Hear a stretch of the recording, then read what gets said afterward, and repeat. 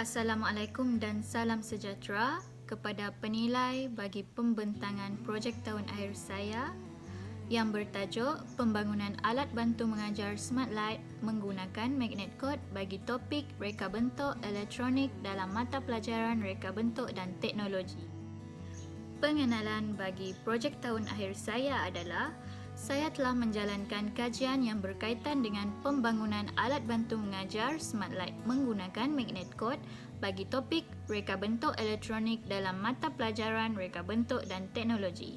Seterusnya, menurut Nur Azlan dan Nur Dalina pada tahun 2010, alat bantu mengajar memainkan peranan penting ke arah memahami konsep di dalam proses pengajaran selain bertujuan untuk menarik minat pelajar dalam mata pelajaran.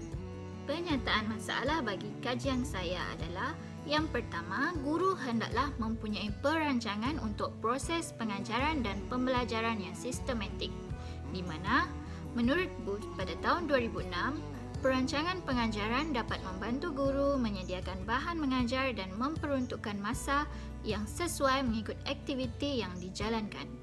Seterusnya adalah seorang guru perlu bijak dalam memilih kaedah pengajaran yang selari dengan cabaran pendidikan, di mana kualiti bagi sebuah pelajaran yang berpusatkan pada pelajar bergantung kepada keberkesanan guru dalam pemilihan dan penggunaan alat bantu mengajar yang sesuai.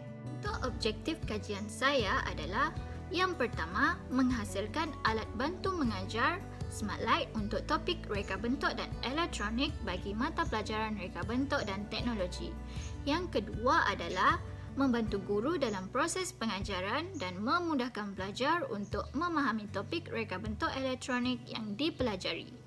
Objektif yang ketiga adalah membangunkan ABM Smart Light yang bersesuaian dengan objektif bagi topik reka bentuk elektronik. Kalau untuk persoalan kajian, adakah pembangunan alat bantu mengajar Smart Light ini menepati objektif topik reka bentuk elektronik? Persoalan yang kedua adalah, adakah alat bantu mengajar Smart Light ini mampu meningkatkan kefahaman pelajar dalam topik reka bentuk elektronik? Dan persoalan yang ketiga adalah, adakah alat bantu mengajar Smart Light ini sesuai dengan topik reka bentuk elektronik? Bagi kerangka konseptual kajian, guru subjek reka bentuk dan teknologi adalah input dan proses untuk membangunkan alat bantu mengajar Smart Light ini menggunakan model waterfall, manakala output pula adalah pembangunan alat bantu mengajar Smart Light dan cadangan dan penambahbaikan pakar terhadap alat bantu mengajar Smart Light.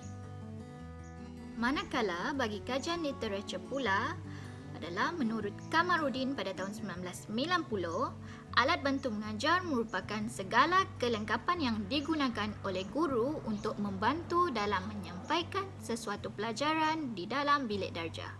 Seterusnya, model waterfall.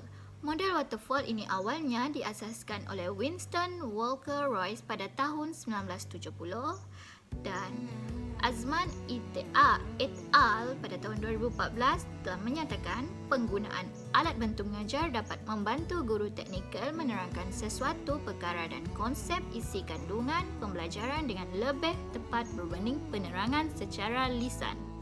Metodologi bagi kajian ini adalah saya telah memilih kajian kuantitatif sebagai reka bentuk kajian, manakala model kajian yang saya pilih untuk menjadi panduan dalam membangunkan alat bantu mengajar Smart Light ini adalah model waterfall, dan saya telah memilih sampel kajian iaitu 5 orang pakar dipilih untuk membuat kesahan, manakala untuk analisis data saya telah menggunakan pengiraan seperti jumlah skor pakar didarabkan dengan 100 dan dibahagikan dengan jumlah skor sebenar akan menghasilkan tahap penguasaan kesahan kandungan.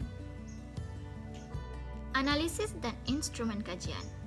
Bagi objektif kajian adalah menghasilkan alat bantu mengajar Smart Light untuk topik reka bentuk dan elektronik bagi mata pelajaran reka bentuk dan teknologi. Instrumen kajian yang digunakan adalah pembangunan produk alat bantu mengajar dengan menggunakan model waterfall.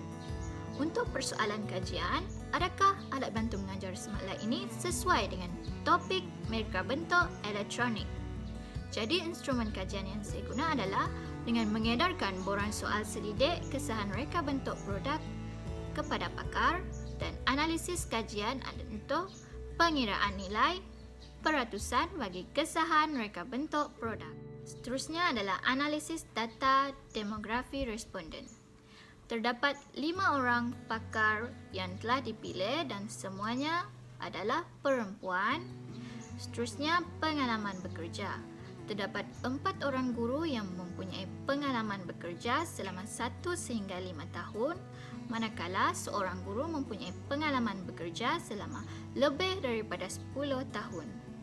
Manakala untuk tahap pendidikan pula, semua responden mempunyai tahap pendidikan ijazah sarjana muda.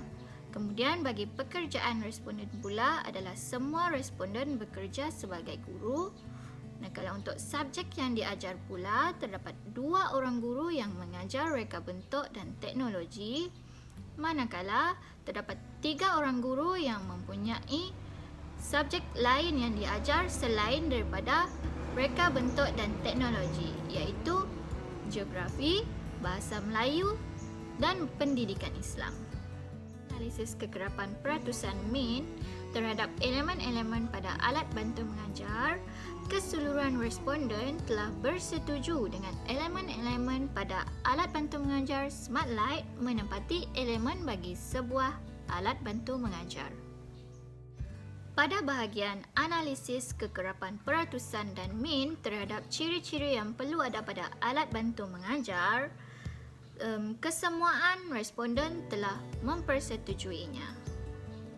Analisis kekerapan peratusan dan MIN terhadap pembangunan alat bantu mengajar SmartLight, terdapat seorang responden yang tidak bersetuju dengan item komponen pada alat bantu mengajar SmartLight berharga yang berpatutan dan mudah untuk didapati. Hal ini demikian kerana responden ini berpendapat bahawa komponen ini akan sukar untuk didapati di tempat-tempat pendalaman. Seterusnya, bagi item yang seterusnya, terdapat 3 orang responden yang tidak bersetuju dengan visual dan audio yang digunakan dalam video, cara penggunaan atau pemasangan alat bantu mengajar SmartLight yang dibangunkan bersesuaian dan mudah untuk difahami.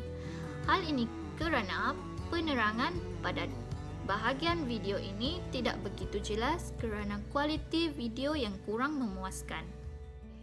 Yang seterusnya, analisis kekerapan peratusan dan MIN terhadap kebolehgunaan alat bantu mengajar SmartLight.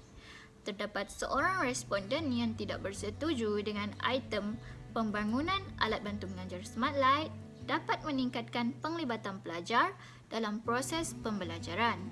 Hal ini demikian kerana berdasarkan pengalaman responden, pelajar tidak gemar untuk berkongsi alat bantu mengajar. Manakala untuk item yang seterusnya, penggunaan ABM SmartLight dapat membantu guru menjimatkan masa pada proses pengajaran.